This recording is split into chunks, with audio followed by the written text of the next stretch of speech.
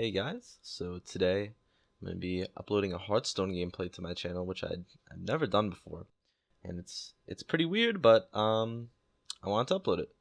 So I hope you guys enjoy. Whoever likes Hearthstone, keep watching. If you don't like Hearthstone, don't watch. And if you're like a little interested in the game, I really hope I can uh, keep you interested for the video. So what's on screen is the list I used to hit legend this season. Mid Hunter did do most of the climb for me. From around rank 4 to legend, I'd say it won most of the games. I switched between Temple Warrior, Control Warrior, and Mid Hunter, but this deck really made the push. I changed it a lot throughout the season, but today Kalento hit legend with it on stream, and I was sitting around rank 1, and I didn't know what I wanted to play. I had been playing Temple Warrior to rank 1, but I wanted something, I've been playing a lot of Min Hunter before that, just kind of back and forth, and I didn't know if I liked the list, so I looked at his list, and this list is very similar to his, but I believe he doesn't run Tundra Rhino or Ooze. I just like those cards at a preference, so I put them in, but I basically took his idea for the deck. I put a Carrying Grub back in, I took out the Freezing Trap, and it worked out really well. I really like this list. I don't think I would change anything as of right now. I think it's just really solid. So yeah, I hope you guys enjoyed the video, and I'll see you there. Bye.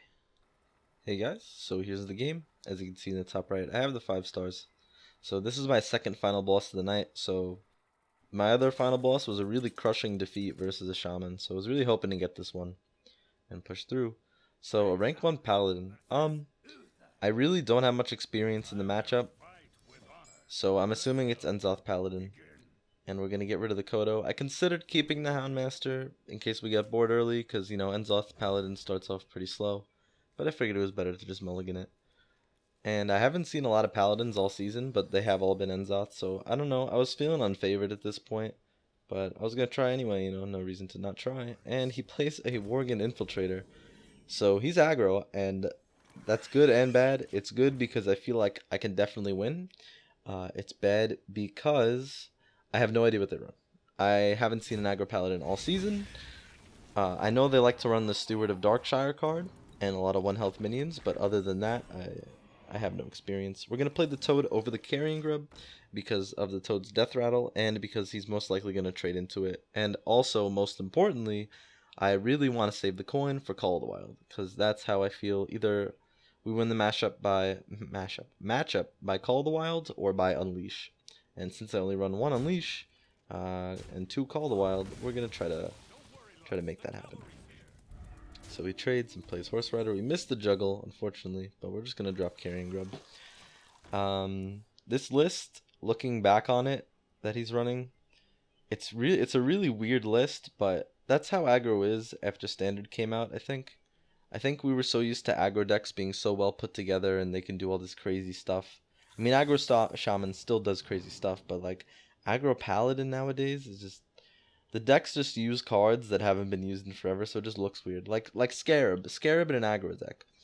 It's weird at first, but if you think about it, you can get Rallying Blade, you can get Sword of Justice, you can get Seal of Champions, and it has 1 health, so it synergizes with the Darkshire. So he's gonna trade here, which is really nice for me. And he's going to play Priestess, which is pretty annoying. Hoping for Unleash, didn't get it. So we're just going to play the Wolf, because the Death Rattle is really annoying for him to deal with. And it's just on curve. So it just makes sense, right? So he gets a Sword of Justice from the Scarab. And he actually has 2 1-drops to play along with it on turn 5, which is pretty unlikely if you ask me, but and he's gonna trade here, which is pretty interesting. It makes sense. He wants to play around Houndmaster and Unleash, but I think there were a couple turns in this game where he could have went face, and even if I had Unleash, he would have just done so much damage. He would have been fine. So we're gonna play Ooze no matter what. So we're gonna play Animal Companion to go with it, and we get Leok, so that's okay.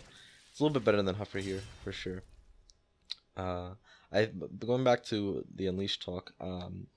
I think the constant fear of Unleash really held him back this game from just smorking me down completely. And I think it won me the game, honestly. Because if you look at the board right here, right? So he puts me down to 18, and he has 13 power on board. That's a lot.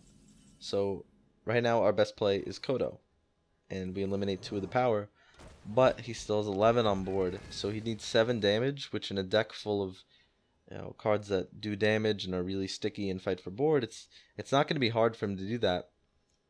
So right here is the turn I think he should have went full face. Hardra Protector, you got a 4-2 with Divine Shield, you got a 3-3, you got two 2-2s. Like, even if I have Unleash, you should definitely go face here. And he trades, and that's so good for me that he traded that. It's incredible. It's incredibly good, because we get to coin Call the Wild and knock out this Argent Commander right away. Instead of it having a Divine Shield and being all annoying, we get to just knock it out. There was consideration to kill the 3-3 because Liak has 2 attack, but because of the Death Rattle, I figured it's better to just leave it on board and hope that we can deal with whatever it lands on.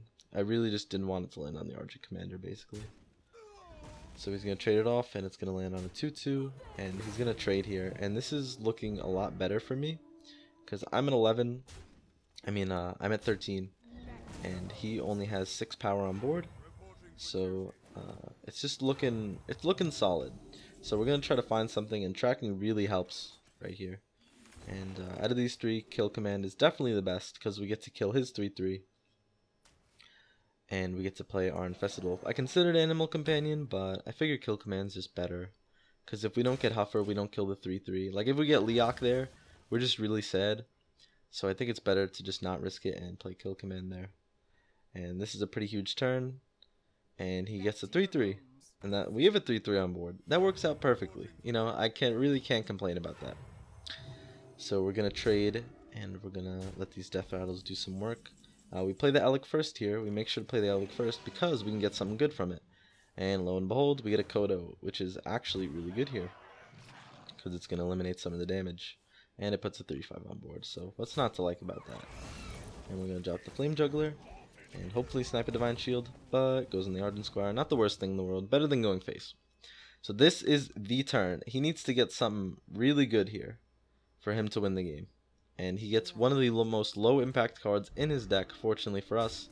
So right now we just need to draw a Taunt or a Call of the Wild. Anything. You know, Houndmaster, Call of the Wild, and we get a Houndmaster.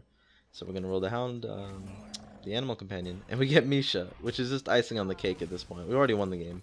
And there's Legend, yeah. It was pretty sketchy because I don't have experience in the matchup, but generally when it comes to playing against an aggro deck, just surviving is a good game plan, and figuring out how to survive is the hard part. Figuring out what's the most optimal way to stop damage and to get bored, and that's the hard part, but the game plan is to survive. So rank 276, not bad for 2 weeks in the season. Hope you guys enjoyed the game.